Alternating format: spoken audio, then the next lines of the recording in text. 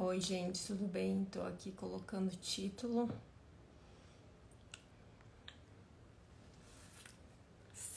Vocês me ouvem bem? Oi, boa noite. Conseguem me ouvir? Ai, suas lindas. Gente, eu não sou musa. Ai, obrigada pelo carinho. Vocês são muito carinhosas. Ouvem bem, né? Hoje eu quero mostrar pra vocês um gráfico pra vocês entenderem que a gente sempre fala porque que o jejum faz diferença, não somente na contagem de calorias. Deixa eu só colocar uma imagem primeiro. Essa imagem aqui, ó. Que é um gráfico mostrando toda vez que a gente faz uma refeição, ó. Tá em inglês, mas eu vou traduzir aqui pra vocês. Café da manhã, lanche. O snack é lanche, né? Breakfast, lunch, dinner. Então, num modelo de 5 refeições, esse ponto verde quer dizer que a insulina aumenta. E quando tá para baixo ali, o azul é que ela tá diminuída. Então, digamos ali que você fica praticamente... hoje eu não consegui ir no chat porque eu tinha um atendimento de uma paciente, desculpa. Mas eu antes, essa semana que vem eu vou participar, vou fazer um chat só comigo. Vocês vão poder perguntar, tá, gente? Lá do desafio, desculpa. Porque era uma paciente que mora na Áustria. E ela tinha questão do fuso e chocou o horário, tá? Mas eu prometo que na próxima semana eu vou fazer um chat com vocês de novo. Então, falando nesse modelo, mesmo que você consuma lá o padrão de 1.400, sei lá quantas mil calorias seja, você tá sempre com a insulina aumentada. Principalmente, pessoal, se vocês comem lá, começa o dia com pão, com bolo, com suco de laranja, com a geleia, daí tem o lanchinho, depois tem um almoço cheio de carboidrato. Então, a tua insulina tá sempre no modo alto, sempre no modo elevado, ativo. Então, fica muito pequeno o período do dia e praticamente à noite você faz a refeição, e tem gente que faz ainda a última refeição muito tarde. E quase não tem uma pausa, um espaço para essa insulina parar. A insulina ela é fundamental, não é o vilão, o inimigo, mas o problema é que nesse padrão de refeições, de várias refeições por dia, ela está constantemente elevada, estimulada, e aí que está o grande problema, tá? E daí, olha a diferença, por exemplo, eu coloquei aqui uma imagem. A Renata diz que tem diabetes. Serve muito bem essa ilustração para você. Isso aqui é um modelo de protocolo do dieta do guerreiro, que é uma janela mais ou menos de 4 horas. Você vai comer lá no final do dia, lá pelas 16 horas, 17 horas, e vai finalizar 2, 3 horas depois. Mesmo que você consuma as mesmas calorias lá, é quase impossível você conseguir comer a mesma quantidade, mas digamos que você chegue próximo daquele número de calorias. Mas olha a grande diferença, a tua insulina, grande parte do dia, ó, ela fica linear, ela fica zerada, na verdade ela fica reduzida, ela não é estimulada. E o que a gente sabe hoje sobre a insulina? Existem várias informações correlacionando a insulina sempre alta com doenças autoimunes, diabetes, câncer, inflamação sistêmica, o sistema imune enfraquecido. Então, por quê? A insulina constantemente alta, ela provoca esse estado inflamatório constantemente. Então, é como se quando você tá em jejum, você ativa alguns fatores, alguns funcionamentos no seu corpo. Por exemplo, o glucagon, que ele é o oposto da insulina. E aí, quando você tá em jejum, além do glucagon, você produz o AMPK, que é um fator anti-inflamatório. Então, quer dizer que quando você tá com a insulina baixa, você liga o modo do seu corpo de autorreparo, autofagia, controle da inflamação, melhora do sistema imune. Se você tem alguma infecção, o teu corpo tende a combater melhor essa infecção quando a sua insulina está baixa. Então, por isso que com esses gráficos eu queria mostrar para vocês que não são somente calorias. É por isso que o jejum vai muito além de contar calorias. E sim esses estímulos que você dá diariamente, né? Como essa insulina fica ao longo do dia, como que você... obviamente, se você faz jejum e come muito carboidrato, por exemplo, você faz jejum de 16 horas e come carboidrato o tempo todo nas 8 horas, você também vai ter um aumento aí de insulina. Mas nunca, pessoal, eu vou até colocar as imagens juntas, nunca vai ser dessa forma, digamos, do nosso modelo de dieta padrão. Esse modelo de dieta padrão, a gente fica constantemente com a insulina aumentada. Então, assim, a pessoa, jejum não é pra mim, eu sinto isso, eu sinto aquilo. Primeiro, a sua alimentação é muito rica em carboidrato, seu corpo tá inflamado. As suas mitocôndrias, que é uma parte da célula responsável pela produção de energia. Quando você começa a fazer jejum, seu corpo começa a produzir corpos cetônicos, né? Começa a queimar gordura. Se esse teu funcionamento das mitocôndrias estão corrompidos, você vai ter essa dificuldade, que é o que acontece, né? A gente, com essa dieta altamente inflamatória e constante, frequente o tempo todo, você fica muito inflamado. Então, quando você vai tentar fazer o jejum intermitente, você vai sentir essa transição, porque as suas mitocôndrias, elas estão acostumadas a receber açúcar o tempo todo. Olha lá o estímulo. Toda hora, assim. Aí, de repente, num belo dia, do nada, você começa a fazer jejum. E aí, obviamente, que o seu corpo vai sentir essa adaptação, né? Então, obviamente, tem muitas maneiras nos desafios, nas consultas, enfim, aqui no Instagram falo de várias maneiras que você tem que você pode amenizar essas sensações, que é possível, mesmo diabético, tipo 2, que tá todo inflamado, com a mudança principalmente da alimentação. Essa pessoa, ela consegue ir se adaptando aos poucos, né? Primeiro mudando a alimentação, depois aumentando os períodos de jejum.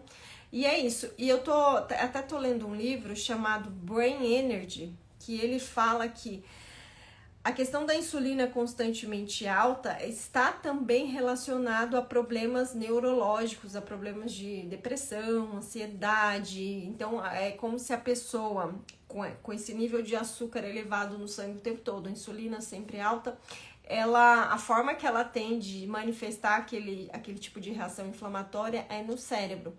Então, ela vai se sentir mais ansiosa. Vocês podem ver, observar as crianças de hoje em dia que consomem um monte de porcaria, que vivem na bolachinha recheada, o quanto essas crianças estão cada vez mais com déficit de atenção, com concentração, né? Então, a gente percebe que essa hiperglicemia frequente, constante, ela também tem esse fator aí em relação até às nossas emoções, às nossas ansiedades. Então, hoje eu estava ouvindo um podcast do Dr. David Sinclair, que é um pesquisador de Harvard, e ele estava falando que lá nos Estados Unidos, cada vez mais vai ser frequente os monitores, aqueles aparelhos que monitoram aplicativos, sensores de glicose, de glicemia, de insulina, enfim, que cada vez mais isso vai ser constante, que isso é uma grande aposta aí do futuro, para as pessoas terem esse conhecimento do corpo delas mesmas, né? Então, assim, ele deixa muito claro que você tem que comer, você quer ter uma vida plena, com saúde, com concentração, uma cabeça boa. Então, não tô falando nem de emagrecimento, você quer ter uma vida saudável e funcional, ele fala, você tem que comer bem, se exercitar e dormir bem. Então, esses são os pilares aí. Claro que a alimentação, e ele fala muito dessa questão da insulina, tanto é que ele faz uso de vários suplementos aí para diminuir essa insulina o máximo possível. Ele faz jejum intermitente, ele fala que consome lá as refeições num período de 4 horas, no máximo todos os dias. Ele faz 2 refeições e sempre no máximo, no mínimo 20 horas de jejum todos os dias, para deixar essa insulina cada vez mais diminuída. Então é isso, gente. Eu queria uma live super rápida. A Relima tá dizendo que nosso corpo não foi feito para comer, como aprendemos. Não foi feito para comer bolachinha de manhã, né? Você acorda às vezes com a energia ali, com tudo para funcionar bem, daí você vai lá e coloca o pão para dentro, aquela hiperglicemia, depois vem o rebote. Da 9 horas da manhã você já tá com aquele efeito do rebote da insulina. Então é horrível. Hipertrofia e jejum é possível, depende da estratégia, de como você come na sua janela alimentar, tá? Ninguém foi feito para ficar comendo o tempo todo, exatamente isso. Então eu vou deixar essa live salva, esse vídeo também depois vai pro YouTube. Só consigo fazer exercícios em jejum, eu também.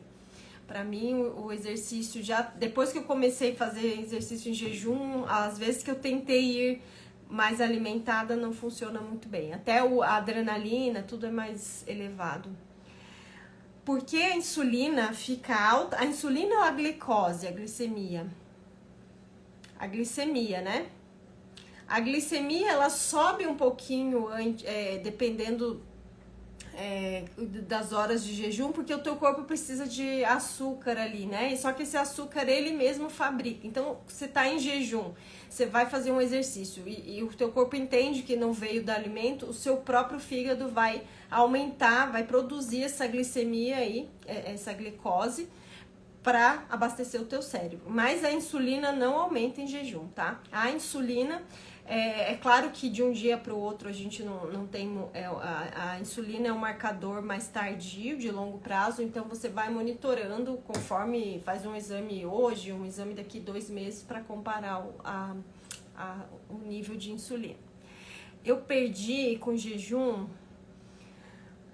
Eu já tive alguns altos e baixos, mas quando eu comecei a fazer o jejum, eu tava na faixa dos 70 quilos, se não me engano, 68. Hoje eu peso 57 quilos. E nisso eu variei um pouco, mas mais ou menos ali de uns 12 quilos por aí. E mantenho muito bem, né? Então essa é a grande facilidade, que hoje eu não vejo mais como uma dieta, então é um estilo de vida pra mim, tão intuitivo, que tem dias que eu como mais, tem dias que eu como menos, e pra mim não é dieta e eu não engordo, então eu consigo manter com muita facilidade. E pra mim é o seguinte, se eu começo o dia comendo, eu tenho mais dificuldade ao longo do dia de ficar controlando, eu vou sentir mais fome, e é por isso que a gente tá falando ali, que algumas pessoas que começam comendo logo cedo, elas vão comer mais ao longo do dia, porque tem essa questão do estímulo da insulina, depois fica difícil controlar, principalmente se é carboidrato. Adoro suas lives, pena que não estou na rua, mas depois você vai ficar salva, tá, Isabelle? Oi, Ju. Ai, Ju, meu braço direito, gente. Então é isso, pessoal. O pessoal lá do desafio, a semana que vem prometo que eu vou fazer um chat com vocês. É que teve uma questão aí com o horário, que eu tive que atender uma paciente de fora do Brasil, por isso que deu esse choque. Olá, fiz jejum de 24 horas, comi couve refogado com azeite e cebola roxa. Só vou tomar um chá e dormir, legal. Faço jejum, mas sinto muita falta do carboidrato. Você precisa se adaptar, né? É um vício também. Tipo, até o seu corpo fica sentindo no começo.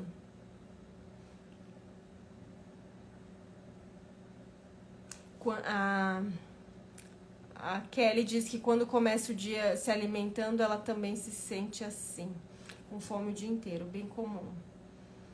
Eliminei 7 quilos em um mês de forma muito natural. Parabéns, Genici. Flávia, incluir arroz no almoço depois de jejum recomendado? O arroz tem muito carboidrato e praticamente não possui nenhum nutriente, né? Uma caloria vazia.